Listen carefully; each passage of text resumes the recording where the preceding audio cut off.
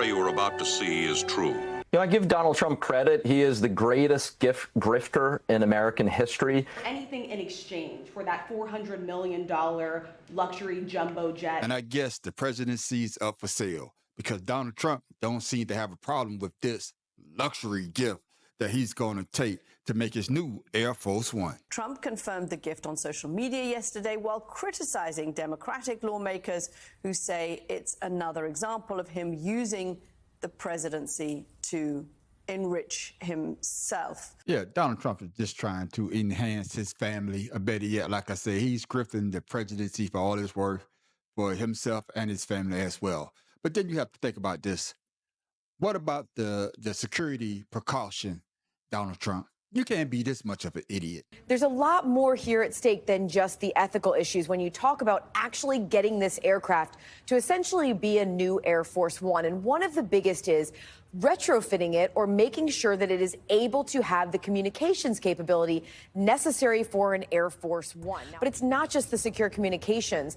The possibility of taking an aircraft from a foreign national, a foreign government that is, even an ally, opens up the possibility that it could have listening devices or any kind of monitoring devices that would be embedded in. And Aaron, we're not talking about big devices that would be sort of hidden in the lampshades and things.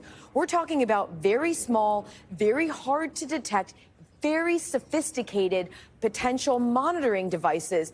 The reality is officials who we spoke to about this since this came out yesterday have said you would basically have to take that aircraft apart to ensure that there is nothing in there that could compromise the communications of the president and his closest advisors. And that's the part that I don't think a lot of his supporters understand. They think, hey, if the other country will give us free plane, go ahead, Donald Trump, go ahead and take that plane. But of course, once you get it, now you got to retrofit it, which is going to cost tax dollars.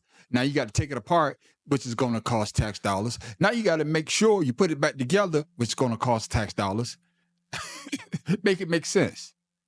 You know, the Air Force One that you have now is probably 40 years old, but you're saying you get another one built. But like I said before, it's a grift.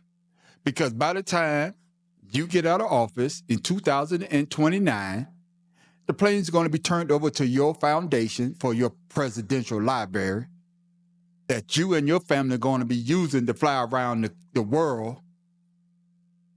It's a free gift paid for by the U.S. taxpayer. That's me and you. Now ask yourself this. What if that was President Joe Biden and President Barack Obama had did this? Even Bill Clinton had did this, said, hey, we're going to take this plane from a foreign national, even though it's one of our friendly allies. We're going to take this gift, and when I leave office, I'm going to turn it over to my presidential library. No, I'm not going to leave it with the U.S. government. I'm going to take it for my own personal use. Y'all will have a fit. The Republicans will be having a fit right now, but they're quiet. The MAGAs are quiet.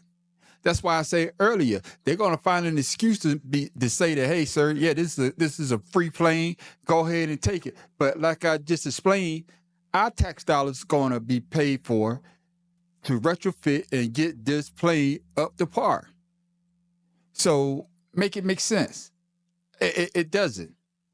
Now, they say he may get it. I think the people Carter say that there was in discussion to do it. But like I said earlier, come on, Donald Trump, you can't be this much of an idiot. Everything is not free. Trust me. And you should know that. But y'all let me know that in the comments, what y'all think about Donald Trump and this $400 million plush plane deal that he's get, that free plane from the country of Qatar, in the comments below. The man on the street wants to know.